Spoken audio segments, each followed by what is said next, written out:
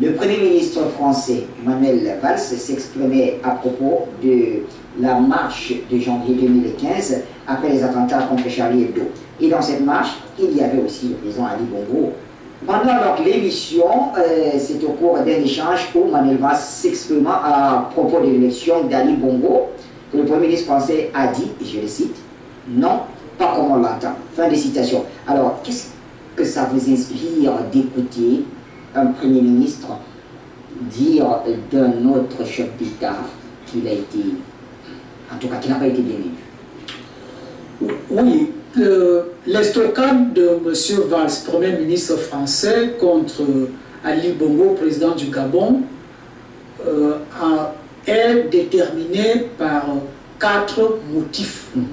4 motifs.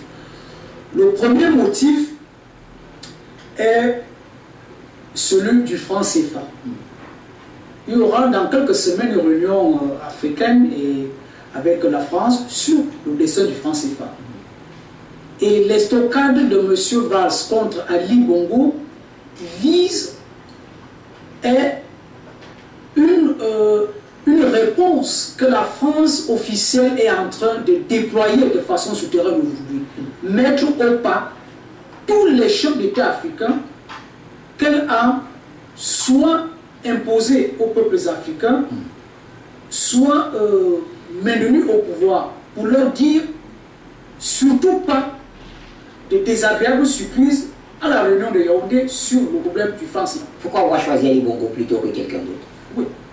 C'est là la deuxième raison. La deuxième raison de cette estocade de Valls contre Ali Bongo est également une menace et un avertissement non seulement contre Ali Bongo, mais aussi contre les autres chefs d'État qui sont des hommes liges de la France en Afrique et qui servent les intérêts de la France en Afrique au détriment des intérêts africains.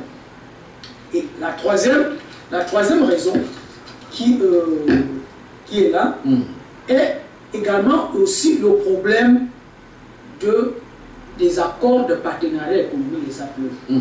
Parce qu'il avait été convenu que ce sont les organisations sous-régionales qui devraient ratifier, négocier et ratifier les accords d'APE.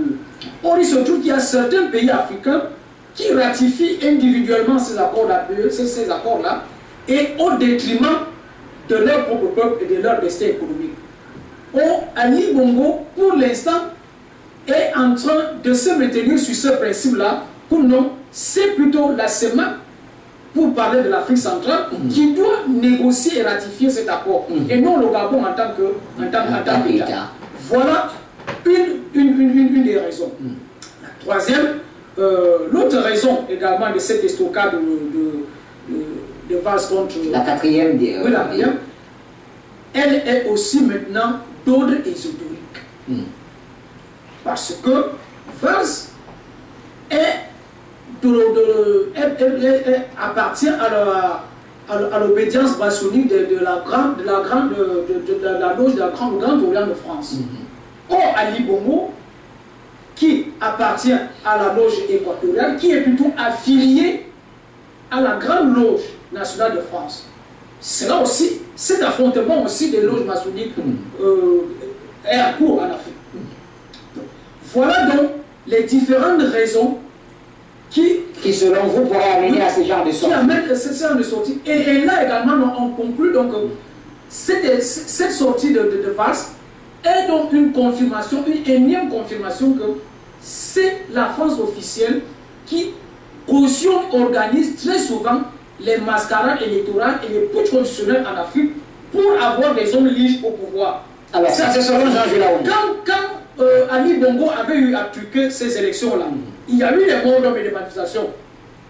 Ni M. Valls, ni le Parti socialiste français n'en ont parlé à ce moment-là. Ils se sont dit, regardez ailleurs. Ok.